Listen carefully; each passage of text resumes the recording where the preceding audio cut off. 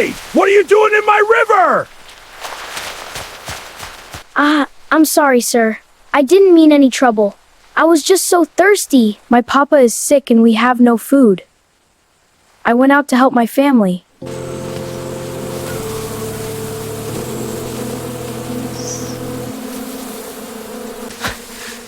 Don't let go, don't let go.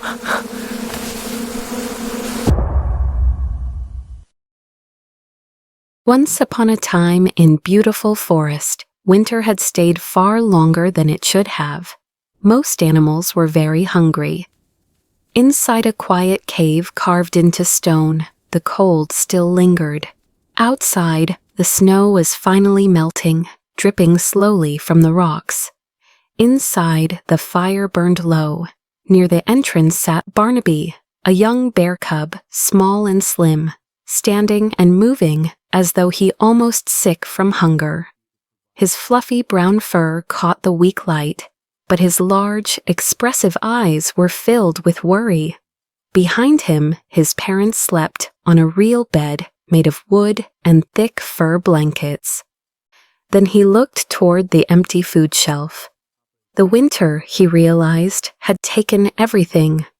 In a quiet voice, he admitted the truth to himself. The snow was melting, but there was no food left. His parents were weak. They had given him the last fish days ago. Barnaby understood something then. He could not ask them for more. If his family was going to survive, he would have to become the provider. He walked to his father's side and gently pulled the blanket higher over Papa Bear's chest. With care far beyond his years, he whispered that he was going out, and that he would not return with empty hands. And so, the young bear stepped into the forest. The world outside was vast and quiet. Tall trees faded into fog, making Barnaby look very small as he walked forward on two legs, his small shoulder bag hanging across his body. He remembered the river where fish lived, but he knew he was not fast enough to catch them. What he needed now was energy, something sweet, honey. But I am not fast enough to catch fish. I need some energy. Mom and Dad could use some pure honey. I need something else. I need energy, sugar, honey.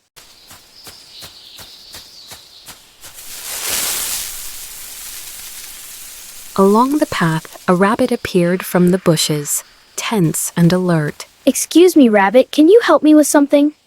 You are a bear. Are you going to eat me?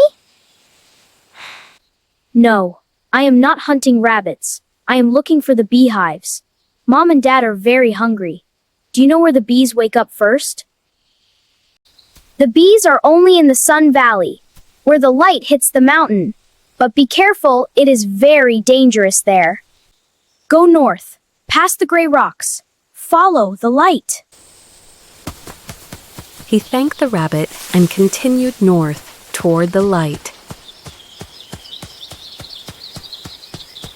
The climb through the gray rocks was brutal. Barnaby's legs grew heavy.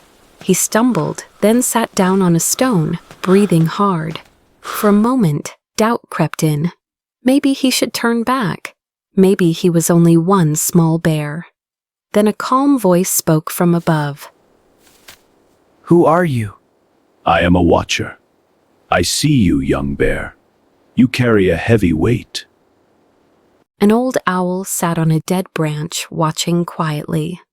The owl explained that fear was natural, but panic was dangerous.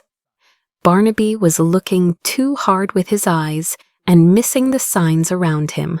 The owl told him to watch the wind, to watch the flowers, to follow life instead of fighting the mountain.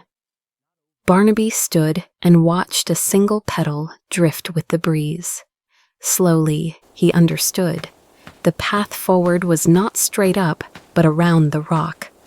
With new focus, he continued.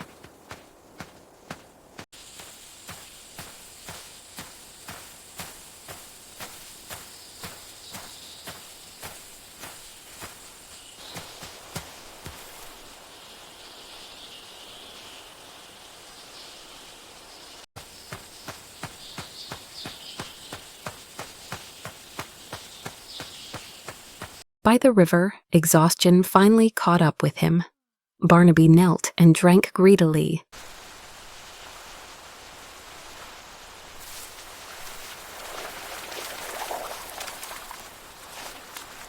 But the calm shattered when the water suddenly burst open. Hey! What are you doing in my river? A crocodile rose from the river. I'm sorry, sir. I didn't mean any trouble. I was just so thirsty. My papa is sick and we have no food. I went out to help my family. Startled, Barnaby apologized. He explained that he was only thirsty. And then, with honesty, he told the crocodile everything about his sick father, his hungry family, and the journey he had taken to help them survive. The crocodile listened. Then his anger faded. He allowed Barnaby to drink and guided him safely across the river. But before letting him go, he warned him that danger always hides where food is found. Barnaby promised to be careful.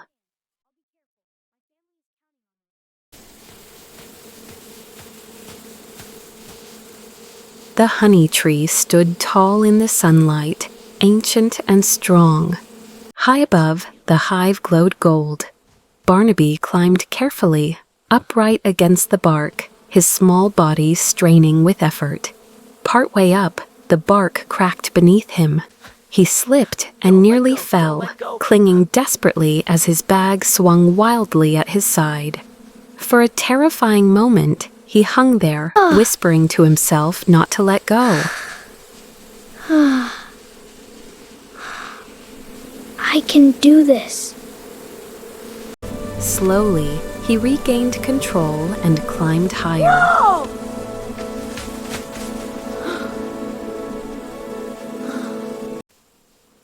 That was when he saw the snake, coiled on a branch, silent and watching.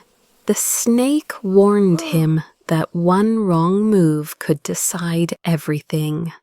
Barnaby spoke calmly, explaining that he wanted only enough honey to save his family. The snake allowed him to pass slowly.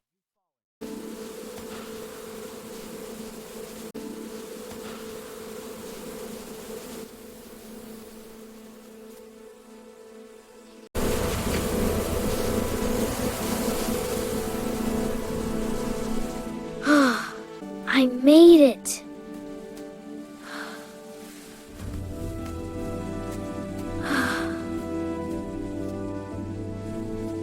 I made it.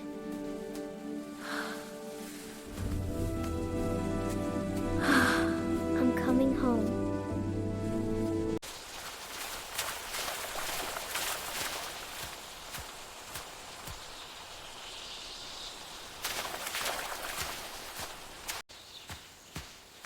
Ooh, I have an idea which will send me home faster.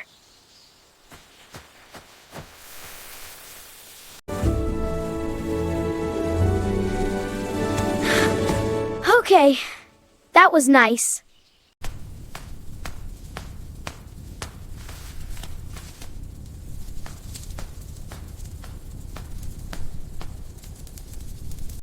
The winter tested us, but we endured. You have saved us, Barnaby. And we did it together. This honeycomb is the best. It is, Barnaby. A fine way to start the day. So sweet. Have some more, dear. Thank you, Mama.